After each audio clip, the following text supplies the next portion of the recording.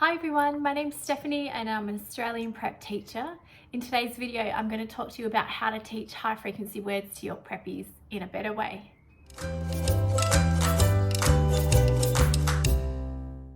So recently I did a video where it was all about how to teach high frequency words to your prep or kindergarten students. So in case you're thinking, why is she doing this video? Well, in this video, I'm going to show you in detail a resource that I sell in my Teachers Pay Teachers store.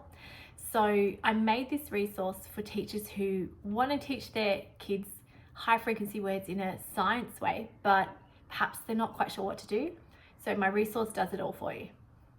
So before I get into that, please, as always, can you hit like and subscribe, and it will tell YouTube that you like these videos and it will start to show you more of them.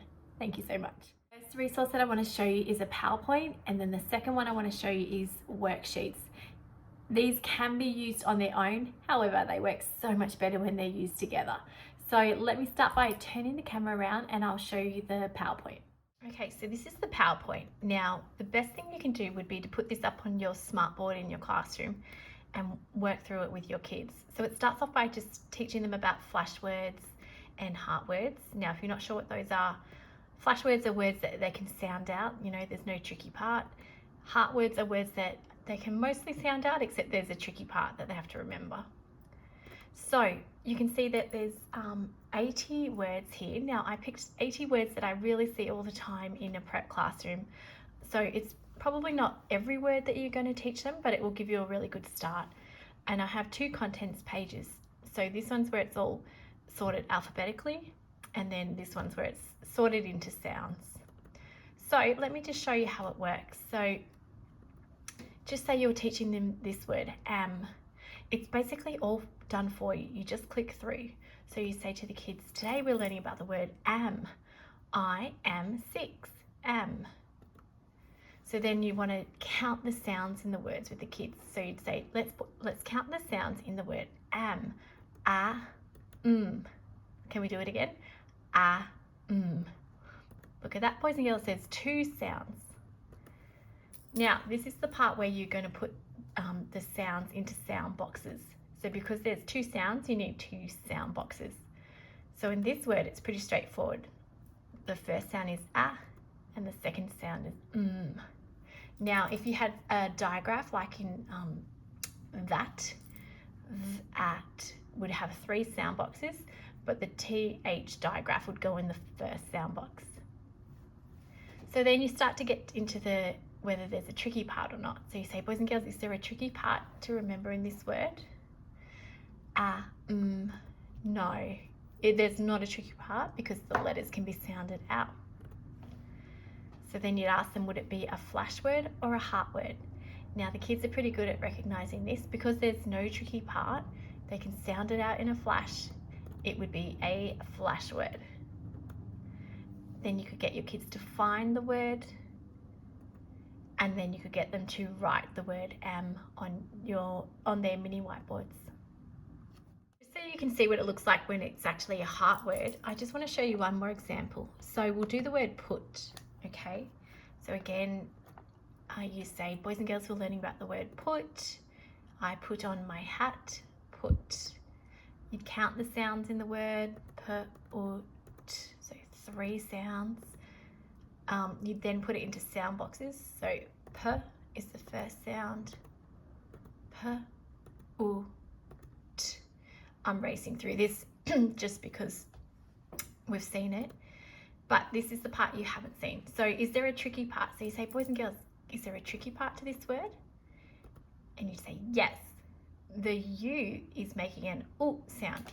So you'd sort of unpack this. You'd say normally the u would make an sound, but in this word, the u is making an sound.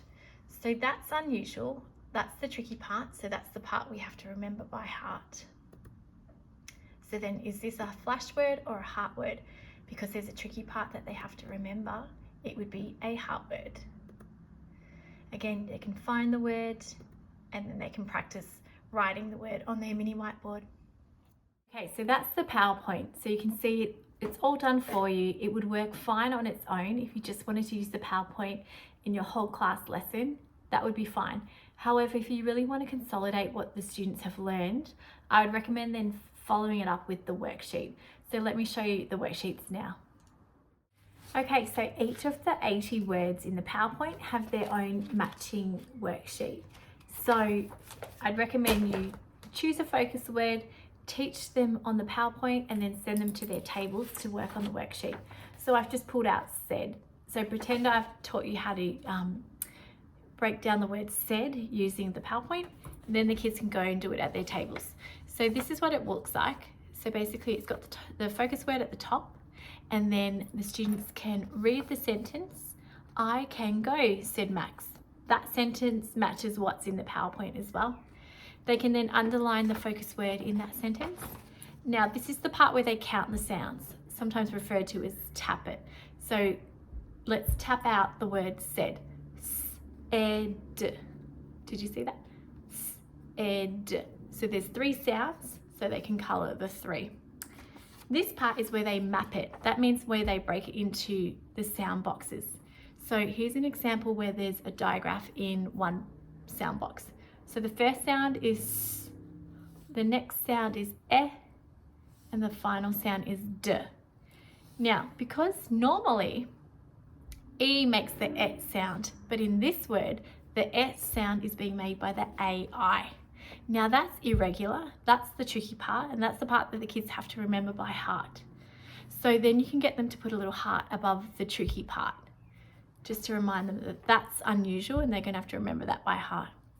So then over here they colour whether it's a heart word or a flash word. Now because this one has a tricky part, it's a heart word. Then you can get them to practice writing the word maybe 2 or 3 times, and then they can find the word.